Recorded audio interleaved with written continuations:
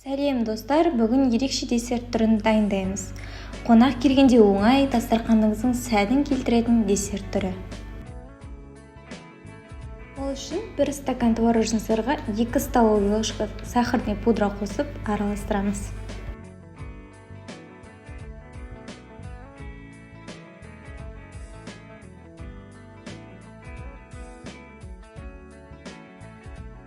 Менде начинкаға банан мен киви, егер малина, клубника деген сияқты басқа да фруктыларды қоссаңыздар болады.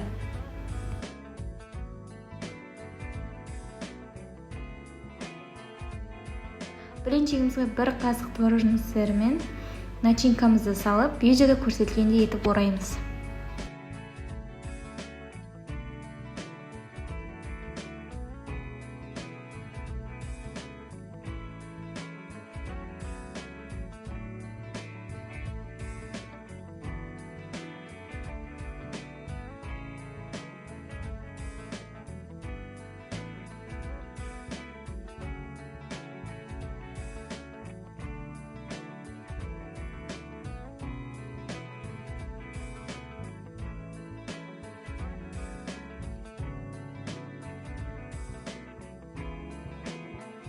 Өз қалауларыңызша кесіп, түрлі оформлениемен дастарханға ұсынсаңыздар болады.